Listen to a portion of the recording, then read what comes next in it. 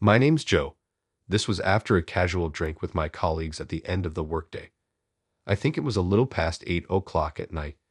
Just as I was about to enter the convenience store near my house, a young girl came out. The smell of shampoo wafting from her hair was so incredibly strong that I half turned my head and followed her with my eyes. Sure enough, I knew her. She lived in the apartment building across from mine. Though we had never spoken, we would give each other a nod if we happened to see each other in front of our apartments. She had a short haircut with a little flip at the ends. I'm not great at understanding women's hairstyles, but it seemed to be called a mullet. I thought she was a college student, probably in her early 20s. She wasn't flashy but had a kind of soft, approachable, and cute face. Usually, she was well dressed, but that night she was in a tracksuit. Unusually, she staggered down the street at night weighed down by the plastic bags she carried in both hands. After I finished at the convenience store and entered the alleyway to my apartment, I saw her not far ahead, standing still with two plastic bags at her feet. One of the bags had ripped open under the weight of its contents. "What's wrong?"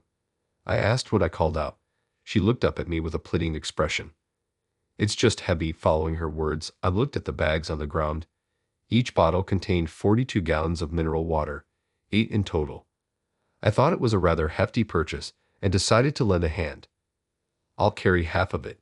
You live in that apartment building over there, right?" "Yes, but are you sure?" I assured her it was no problem, although I was a bit bothered by the overpowering smell of her shampoo. As we walked along carrying the bags full of water bottles, I asked about the situation. About an hour ago, she had been using the shower at home. Just as she started washing her hair with shampoo, the hot water stopped. She had only planned on showering, so the bathtub was empty. She wiped off the shampoo suds with a bath towel as best she could, and then stepped out of the bathroom in her tracksuit, so she hadn't rinsed off the shampoo. That's why the smell was so intense. I nodded in understanding, feeling strangely satisfied with her explanation. Despite this, her story continued. Just as she stepped out of the bathroom, the doorbell rang. It was her neighbor checking to see if her water was also out. It turned out the water was out in all the apartments, and everyone started making a fuss. Someone called the property management company who managed the building.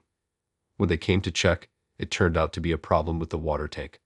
They called a professional to repair it, but it couldn't be fixed that night, and so everyone had to spend a night without water. That's why she had to buy bottled water at the convenience store. I helped her carry the water bottles up to her room. She thanked me repeatedly, looking quite embarrassed. "That's quite a disaster. Must feel awful with your hair full of shampoo." At my words, she put her hand on her own head. "Yes, so after buying the water, I thought I'd boil some and wash it out." As she said this, something flashed in her mind, and her eyes lit up. "Right, there's a spot on the street past the convenience store, isn't there? Maybe I'll go there. It's been a while since I last visited a spa."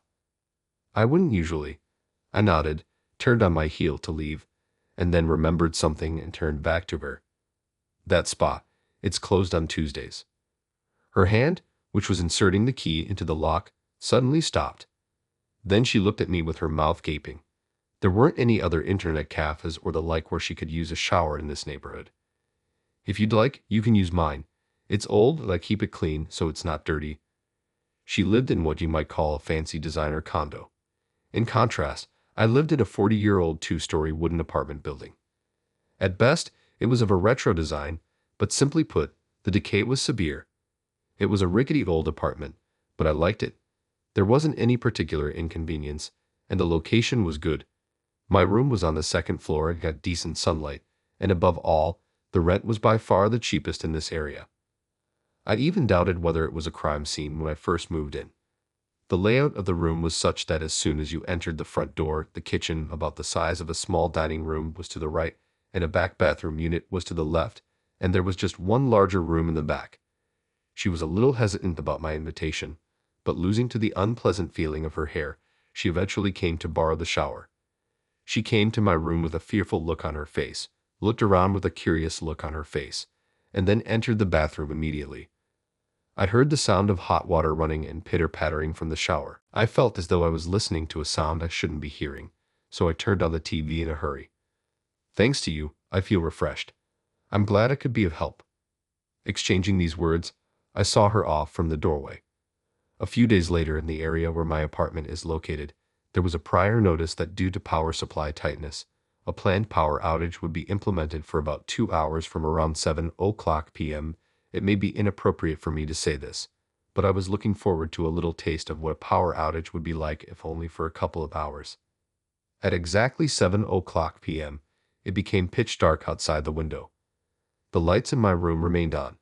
Wondering what was going on, I went outside of the apartment. It turned out that even though this whole area was said to be affected, my apartment was excluded, and the power outage had occurred up to the other side of the narrow lane. I was left a bit surprised, not knowing whether to be happy or disappointed.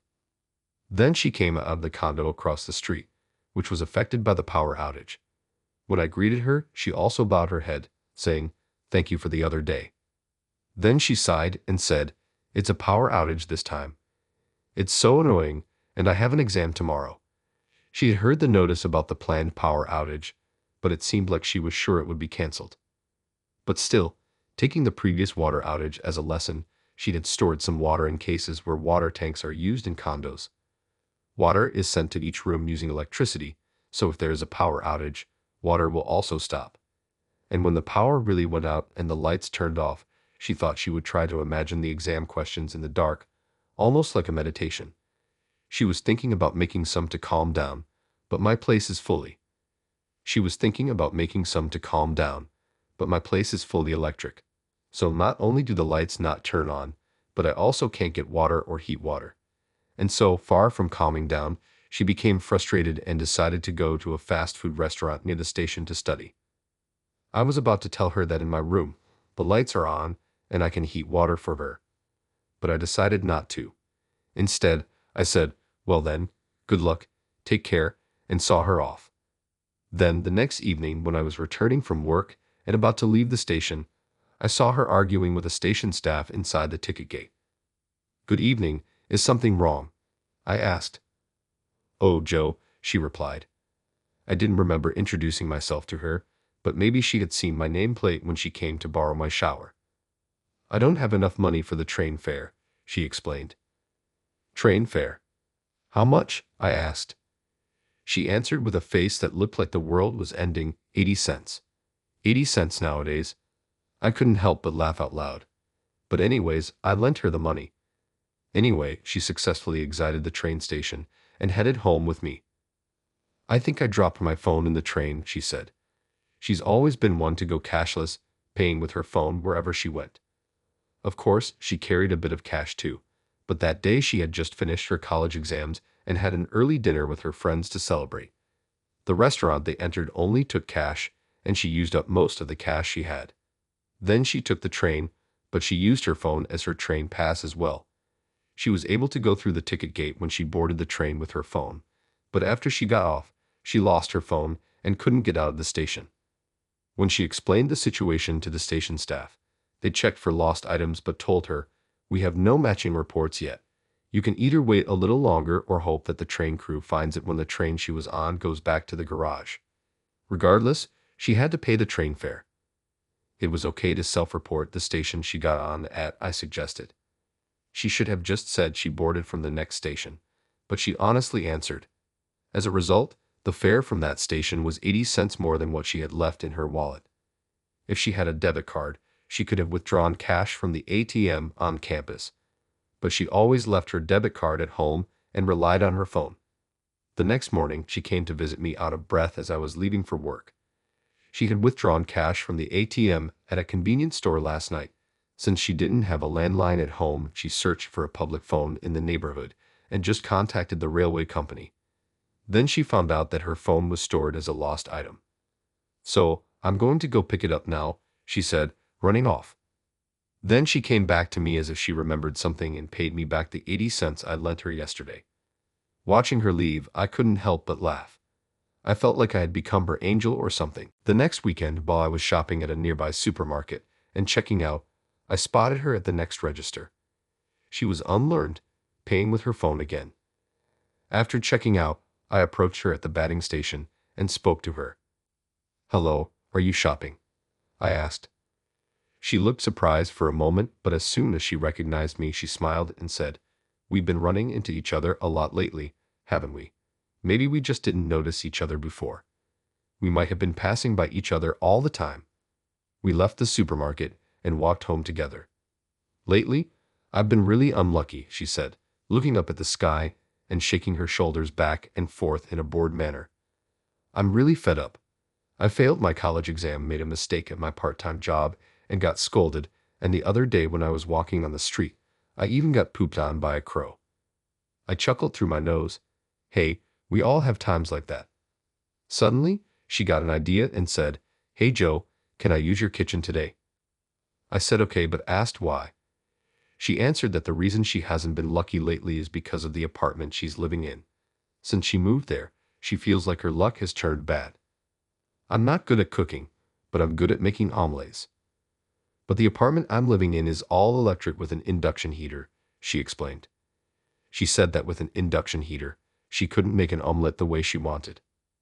I thought blaming it on the tools was a bit much. Maybe it's a kind of exorcism.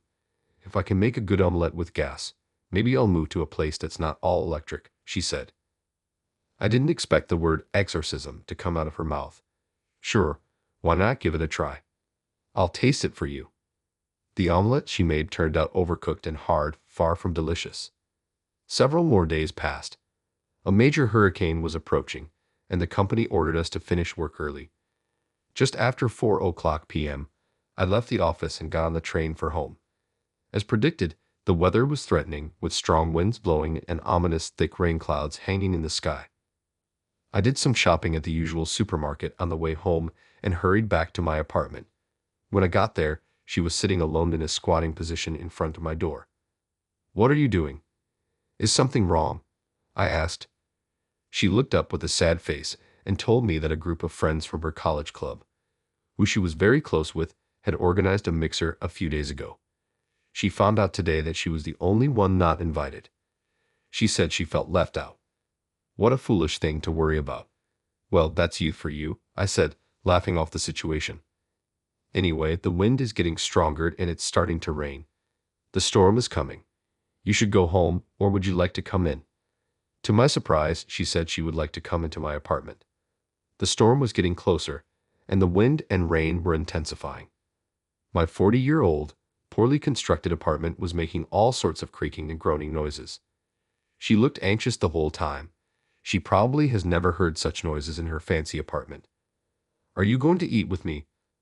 "I'm making fried rice for dinner," I called out from the kitchen.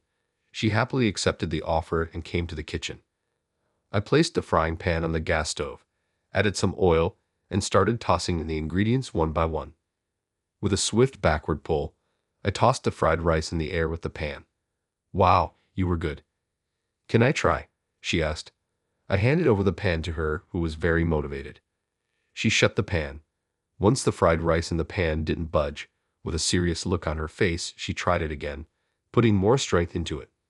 The fried rice leaped out of the pan, scattering around. "Oh no, it spilled out," she said. "Let me do this," I offered. I gently pushed her to the back of the room and resumed cooking. Then we sat across from each other at a small table and ate the fried rice. Thanks to the storm, the room was noisy with all the creaking and groaning. "Have you lived here for a long time?" she asked. "Well, I'm about to renew my lease for the third time, so about 6 years, almost 7 actually." "Why do you ask?" I responded, looking up at her. She seemed lost in thought. Then she pulled out her phone and showed me the screen. It was a horoscope. "It says a time of many troubles. Reconsidering your current environment might be beneficial." "Do you believe this kind of stuff?" I asked. "Well, not necessarily, but it's kind of on my mind. Some things do come true," she replied. Now I understood what she was trying to say. She had previously mentioned that her recent streak of bad luck might be due to her current apartment, and now this horoscope suggests she should reconsider her environment. The first thing that came to her mind when she thought about changing her environment was her apartment. She may be wondering if she should move or not, and so out of curiosity, she asked me how long I've been living here. The other day it was an exorcism, now a horoscope. I realized she was surprisingly superstitious. "So, are you thinking of moving?" I asked. "How did you know? Are you a clairvoyant? She responded. What's a clairvoyance? So she's not only superstitious. Well, why not? A fresh start can be a good thing. Maybe you should consider moving? I suggested. I guess so. Maybe I really should move after all. She seemed to be still struggling. But I thought if she decided to move and disappear from the apartment across the street, I would feel lonely in a different way, she said. She was about to go home, so she was putting on her shoes in the entryway. The peak of the hurricane seemed to have passed, but even so, it was still pouring rain outside. Thanks for the fried rice. Hold on, I'll walk you home. With that, I grabbed my coat and quickly put on my shoes. Even though I said I'd walk her home, her apartment was right across the street. The width of the street is only about 13 feet. It only takes a few steps to get to the other side, but I wanted to walk her home. We descended to the first floor of the apartment. I'd opened the coat I was carrying, and we both held it above our heads like a makeshift umbrella. Let's go then. 1 step, 2 steps, the rainwater pooled on the road splashed up. 3 more steps, and we could cross the road, I shouted, holding her shoulder. All right, let's go for it. Yes. On your marks, get set, go. Hop, step, jump. We landed in front of her apartment. Then she pulled my hand and dragged me into the entrance.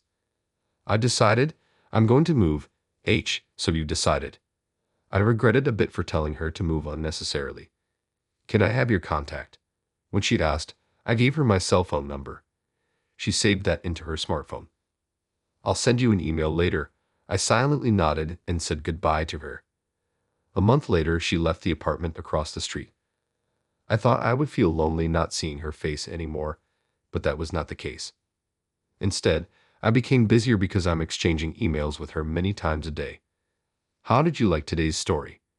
Your channel subscription and likes give me the motivation to keep creating.